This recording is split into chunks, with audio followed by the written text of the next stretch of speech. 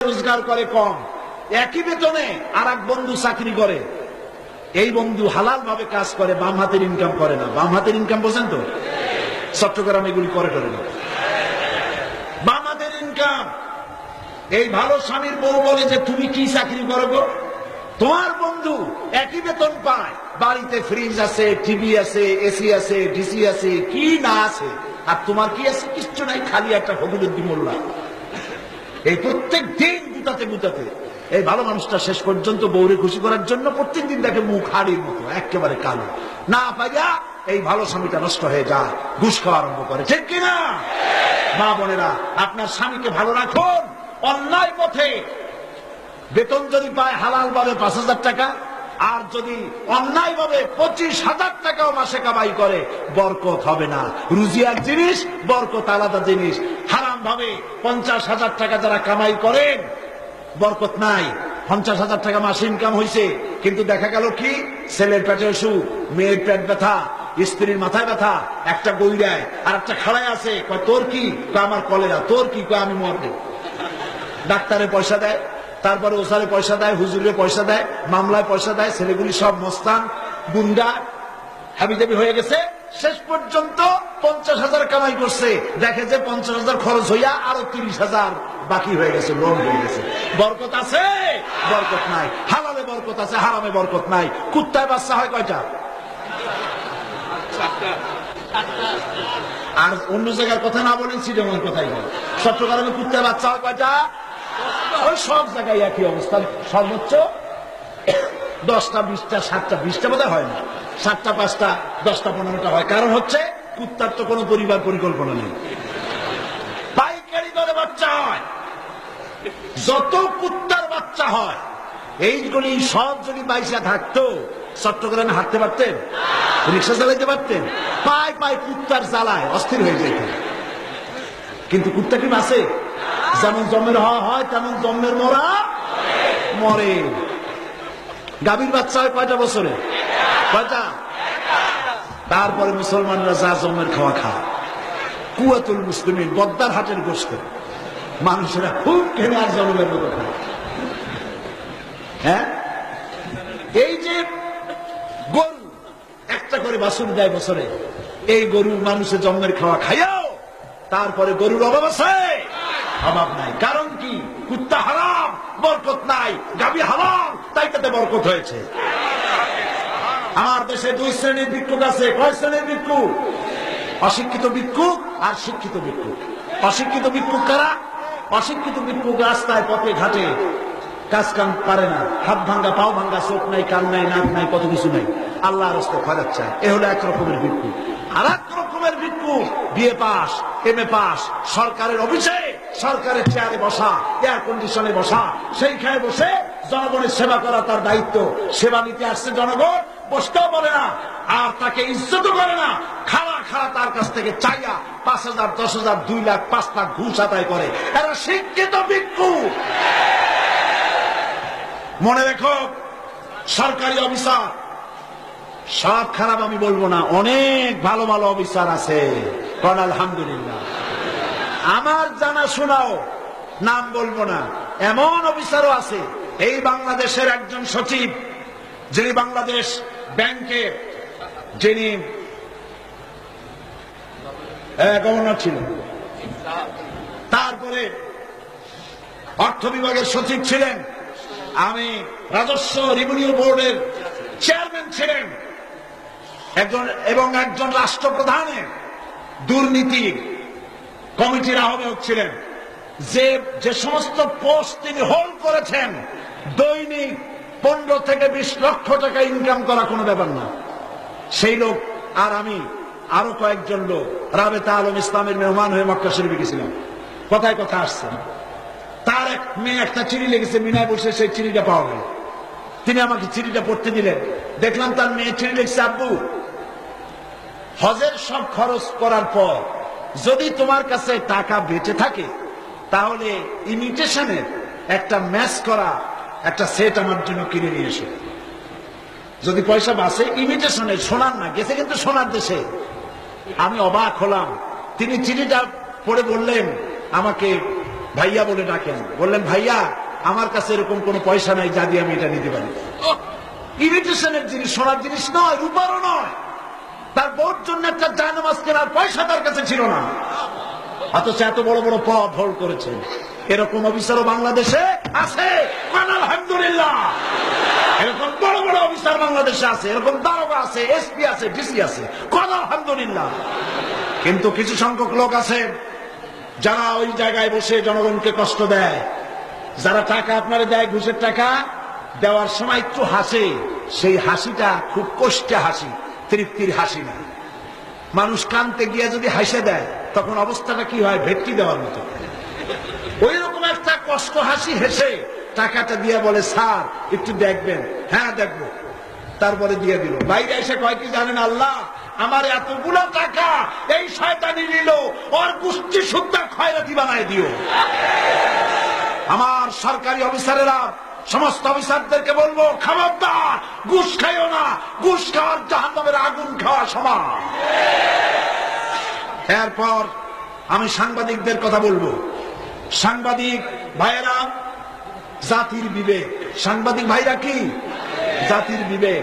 আমি সর্বপ্রথম অন্তরের অন্তঃস্থল থেকে মোবারকবাদ জানাই ওই সব সাংবাদিকদেরকে যারা এই চট্টগ্রাম তাফসীরুল কোরআন মাহফিলের এই আওয়াজ লক্ষ লক্ষ মানুষের মধ্যে সীমাবদ্ধ ছিল, কিন্তু তারা কষ্ট করে পত্রিকায় ছাপাইয়া সারা বাংলাদেশের মানুষের কাছে পৌঁছায় দিয়েছেন। যে সব সাংবাদিকরা কষ্ট করে, তাদেরকে মাহফিলের পক্ষ থেকে আন্তরিক মোবারকবাদ জানাই, বলেন আলহামদুলিল্লাহ। কিন্তু এক শ্রেণীর সাংবাদিক আছে যারা তথ্য সন্ত্রাস করছে, মিথ্যে খবর ইসলামের বিরুদ্ধে ছাপায়। কাগজগুলি তৈরি হয়েছে ইসলামের বিরোধিতা করার জন্য। যেমন দৈনিক জঘন্য কণ্ঠ ভারতের টাকা দিয়ে তৈরি হয়েছে, ভারতের বাঁদরেরা এই পত্রিকা চালায়। এই ধরনের আজকের কাগজ, ভোরের কাগজ, ভারত টাকা দিয়ে এই পত্রিকাগুলি চালাইয়া বাংলাদেশের ইসলামকে ধ্বংস করার পায়তারা করছে।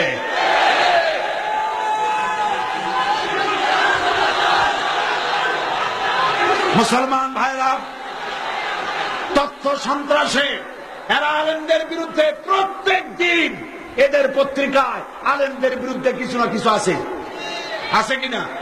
মসজিদের বিরুদ্ধে থাকবে, আলেমের বিরুদ্ধে থাকবে, পীরেদের বিরুদ্ধে থাকবে, মুসলমানদের বিরুদ্ধে থাকবে, কোরআনের বিরুদ্ধে থাকবে। প্রত্যেক দিন তাদের কাজই হচ্ছে ইসলামের বিরোধিতা করা। এই তথ্য সন্ত্রাসে আপনারা বিশ্বাস করবেন না। ইসলামী আন্দোলনের নেতাদের কাছে যাতে লোক না আসে, সেই জন্য কি চেষ্টাই না তারা করে, চেষ্টা করে না। লন্ডনে আমি কি বক্তৃতা করেছি, সেই বক্তৃতা মিথ্যে করে পত্রিকায় ছেপে একটা রাজনৈতিক ষড়যন্ত্রের শিকারে আমাকে পরিণত তারা করেছিল। চেষ্টা করেছিল যাতে করে আমার মাহফিলে ঘৃণা করে লোক না আসে। আজকে সেই সব সাংবাদিকরা যদি এখানে আসতেন তাহলে কি হইতো? আল্লাহ তাদের জন্য আমি হেদায়েতের দোয়া করি, আল্লাহ তাদের হেদায়েত নসিব করুন। জনগণকে কোরআনের মাহফিল থেকে বিচ্ছিন্ন করতে পারবে না, বরং তোমরাই জনগণ থেকে বিচ্ছিন্ন হয়ে যাবে। আমি সব সাংবাদিক এবং পত্রিকার মালিকদের বলি, এইখান থেকে বড় বড় পত্রিকা বাইর হয় না, আমি নাম নেব না, এত বড় মাহফিল জীবনে চোখে দেখেছো তোমরা? এখানে 5 জন 10 জন লোক আসে নাচতে, পত্রিকার প্রথম পৃষ্ঠা জায়গা হয়ে যায়। পত্রিকা বাইর করছো, মুসলমান নাম দাও, কোরআনের মাহফিল ছাপাইতে পারো না, জাহান্নামে ঠিকানা হবে ইনশাআল্লাহ।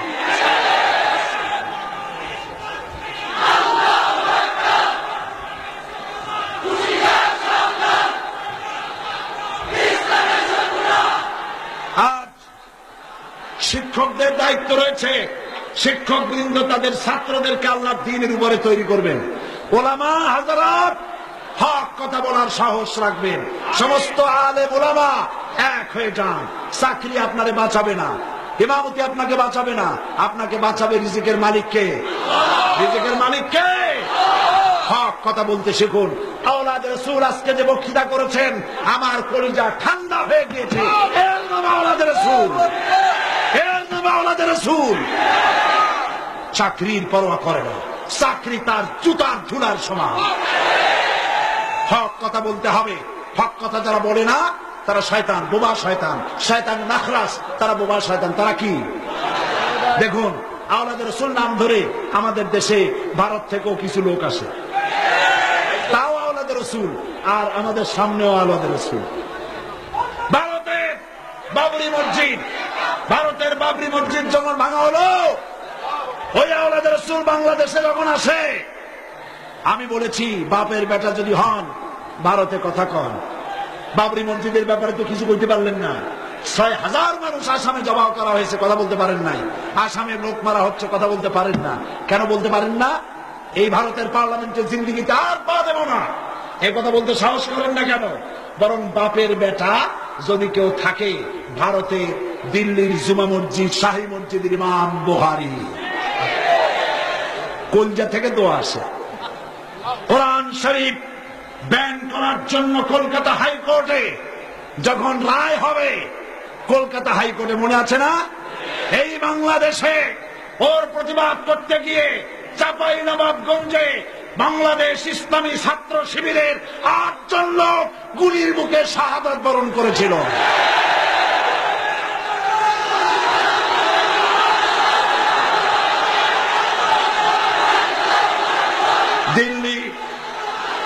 দিল্লি জুমা মসজিদে ইমাম বুখারী দিল্লির জুমা মসজিদে দাঁড়িয়ে জুমার দিনে খুতবা দিলেন। ভারত সরকার শুনে রাখো, এই ভারতে মুসলমানেরা ৮৫০ বছর এই দেশ শাসন করেছে।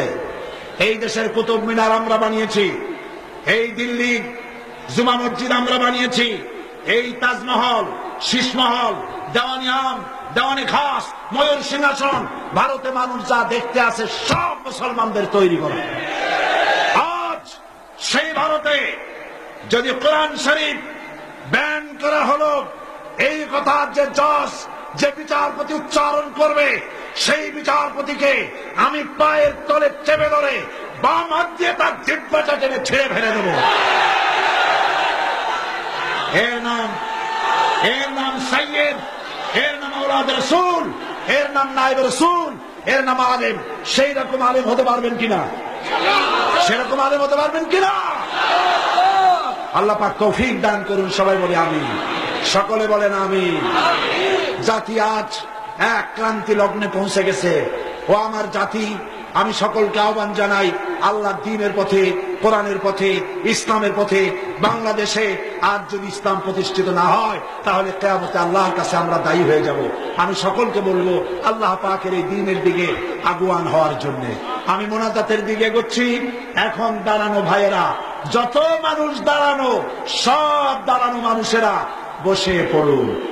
সমস্ত দাঁড়ানো মানুষেরা আমার কথা যারা শুনতে পান, সমস্ত মুসলমান সবাই বসে পড়ুন, কেউ দাঁড়িয়ে থাকবেন না। এত বড় মোনাজাত আর কোথায় পাবো? আর কোথায় পাবো? আল্লাহ যেন আজকে দোয়া করার তৌফিক দেন, বলেন আমিন। সবাই বলেন আমিন। বসে আর মহব্বতের সাথে, যার কপালে মোনাজাত নাই তাকে তো আমি মোনাজাত করাইতে পারবো না। এত বড় মাহফিল, দোয়া কবুল হবে। আওলাদ রাসূল বসে আছেন, কত আল্লাহ ওলি আলেম ওলামা বসে আছেন। আল্লাহ যেন দোয়া মঞ্জুর করেন, বলেন আমিন। সবাই জিকির করেন লা ইলাহা ইল্লাল্লাহ।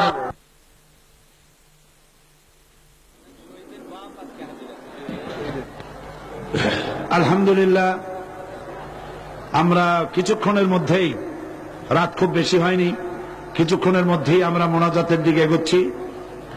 আপনারা এতক্ষণ ধরে 5 দিন ধরে আমরা কোরআনের কথা আল্লাহ পাক আমাদের শোনাচ্ছেন, জাতিসত্তাকে টিকায় রাখার কথা, ইমানের কথা, স্বাধীনতার কথা, সার্বভৌমত্বের কথা, জাহান্নাম থেকে বাঁচার কথা, জান্নাতে যাওয়ার কথা আল্লাহ আমাদেরকে শোনাচ্ছেন।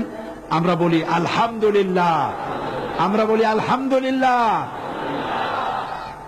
আপনারা ইসলামী ছাত্র শিবিরের যেসব তরুণ যুবক শাহাদাত বরণ করেছে, দোয়া করুন আল্লাহ যেন তাদেরকে জান্নাতুল ফেরদাউস নসিব করে নেন। সঙ্গে সঙ্গে মা বোনদেরকে বলবো, আপনারা আপনাদের মেয়েদেরকে ইসলামী পথে পরিচালিত করার জন্য ইসলামী ছাত্রী সংস্থা নামে একটি সংগঠন আছে, যারা কলেজ, স্কুলে, হাই স্কুলে যারা ইসলামী আন্দোলন করে যাচ্ছে, আপনারা আপনাদের মেয়েদেরকে ইসলামী ছাত্রী সংস্থায় তাদের সাথে জড়িত হয়ে কাজ করার জন্য অনুপ্রাণিত করবেন। এবং তাদের একটি ম্যাগাজিন আছে যেটার নাম সুবহে সাদিক, মহিলাদের প্যান্ডেলে পাওয়া যায়। আপনারা মহিলারা সেগুলি খরিদ করে তার থেকে ইসলামী জীবন বিধান সম্পর্কে জানতে পারবেন। আর এই মাহফিলে গতকাল আমি বলেছি, এখানে যে বই মেলা বসেছে, ইসলামী বই মেলা, বাংলাদেশে এত বড় বই মেলা, ইসলামের বই মেলা কোথাও হয় না। জোরে বলবেন না আলহামদুলিল্লাহ? আরো জোরে বলেন আলহামদুলিল্লাহ। যত লোক এসেছেন ধীরে সুস্থে যেমনে পারেন যাওয়ার সময় 2 টাকা 5 টাকার বই থেকে শুরু করে 200-500 টাকার বই হাতে করে কিনে নিয়ে যাবেন। আল্লাহ যেন তৌফিক দিয়ে দেন। কোরআনের মাহফিল হলো, আর কোরআনের মাস সামনে। কোরআন নাজিলের মাস কোনটা? বলেন, কোরআন নাজিলের মাস কোনটা? তা আমরা নিয়ত করতে পারি না যে আল্লাহ, কোরআন তো অনেকেই বোঝেন না, কোরআন বোঝেন না সেই সব লোকেরা বেশি না? কোরআন বোঝার জন্য আমরা কি এই শপথ নিতে পারি যে আল্লাহ, এই রমজান মোবারক থেকেই শুরু করব 30 পারা কোরআন শরীফ বুঝতে যতদিন লাগে তুমি আমাদেরকে তৌফিক দান করো। জোরে বলেন আমিন। এজন্য উপমহাদেশের শ্রেষ্ঠ তাফসীর তাফহিমুল কোরআন এখানে পাওয়া যাচ্ছে, আর ফি জিলালিল কোরআনও পাওয়া যাচ্ছে। তারা অত্যন্ত কম পয়সায় হাদিয়া নিয়ে আপনাদেরকে ফি জিলালিল কোরআন এবং তাফহিমুল কোরআন আপনাদেরকে দিবে, আপনারা নেবেন। এবং আজকে ভিড়ের কারণে যারা নিতে পারবেন না, আগামীকাল বেলা 2টা পর্যন্ত সমস্ত বুক স্টল খোলা থাকবে, যাতে করে আপনারা সকলেই কোরআন শরীফের তাফসীর, ইসলামী সাহিত্য কিনতে পারেন। জোরে বলেন আলহামদুলিল্লাহ। এই বই যত এসেছে ঢাকা থেকে, কেউ যেন বই ফেরত না দেয়। আপনারা সকলে বই কিনবেন, ইসলামের বই, কোরআন শরীফের তাফসীর, হাদিস শরীফ, ইসলামী সাহিত্য, সবাইকে আল্লাহ কেনার তৌফিক দিন। জোরে বলেন আমিন। এরপরে ইসলামী সমাজ কল্যাণ পরিষদের সম্মানিত সভাপতি মৌলানা শামসুদ্দিন সাহেব আপনাদের সামনে বলেছেন, এই বিশাল প্যান্ডেল, মাইকিং, লাইটিং, পানি, উজুর ব্যবস্থা ইত্যাদি, পোস্টার, হ্যান্ডবিল ইত্যাদি করতে গিয়ে প্রচন্ড খরচ তাদের হয়েছে। 21 লক্ষ টাকা বাজেট, মাত্র 7 লাখ টাকা আসছে। তাহলে 1/3 আসছে, 2/3 বাকি। আমি আজকে আপনাদের কাছে আশা করব আপনারা প্রাণ খুলে ইসলামী সমাজ কল্যাণ পরিষদকে সাহায্য করবেন। আল্লাহ যেন তৌফিক দান করেন, বলেন আমিন। যারা ব্যবস্থা করেছেন আর বিদ্যুতের যারা ব্যবস্থা করেছেন তাদের জন্য দোয়া। হ্যাঁ, আমার মনে আছে, দোয়া তো করবোই, আজকে তো শুধু দোয়াই হবে ইনশাআল্লাহ। বলেন ইনশাআল্লাহ। আপনারা এই কাজটা করবেন। আর সবশেষে আমি জানতে পারলাম জননেতা জনাব শাহজাহান চৌধুরী সাহেব আমাকে স্লিপ দিলেন। মাদ্রাসা বন্ধের যে কথা আমি আপনাদের শুনেছি, আমি তো চট্টগ্রামের তথ্য জানি না, উনি আমাকে তথ্য দিলেন সাতকানিয়া মাদ্রাসা, সাতকানিয়ায় মাদ্রাসা বন্ধ করা হয়েছে 12টি, বাঁশখালীতে 15টি, মোট 27টি মাদ্রাসা বন্ধ হয়ে আছে। আমি বীর চট্টলার এই প্যারেড ময়দান তাফসীরুল কোরআন মাহফিলের বিশাল জনসমুদ্রের মধ্য থেকে চট্টগ্রামের সম্মানিত জেলা প্রশাসকের কাছে দাবি জানাবো, একজন এই দেশের নাগরিক হিসেবে, একজন জনপ্রতিনিধি হিসেবে, জাতীয় সংসদের একজন সদস্য হিসেবে আমি ডিসি সাহেবের কাছে আবেদন করছি, নিবেদনের ভাষায় কথা বলছি, আগামী 30 তারিখের ভেতরে আপনি সাতকানিয়া মাদ্রাসা 12টি মাদ্রাসা, বাঁশখালীর 15টি মাদ্রাসা আপনি ছেড়ে দিবেন। এই মাদ্রাসাগুলি যে মঞ্জুরি বন্ধ করা হয়েছে তা আপনি ছেড়ে দেবেন। যদি ছাড়ার ব্যবস্থা 30 তারিখের মধ্যে না করা হয়, তাহলে কঠিন কর্মসূচির জন্য চট্টগ্রামবাসীকে প্রস্তুত থাকতে হবে।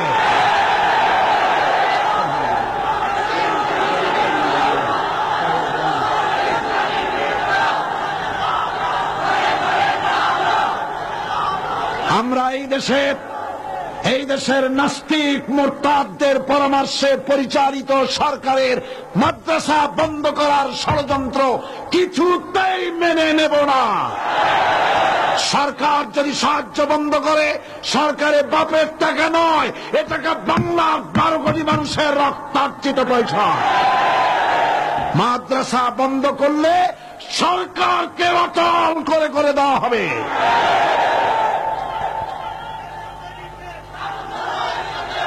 আজ আমি সরকারকে হুঁশিয়ার করে দিতে চাই, আগুন নিয়ে খেলা করবেন না, একটি মাদ্রাসা বন্ধ করবেন না, কোন আলেম ওলামা গ্রেফতার করবেন না, আল্লাহর গজব নাজিল হবে। এখন ওই 5 জন আর মহিলা প্যান্ডেলে রয়েছে 9 জন, এদের ইসলাম কবুল করা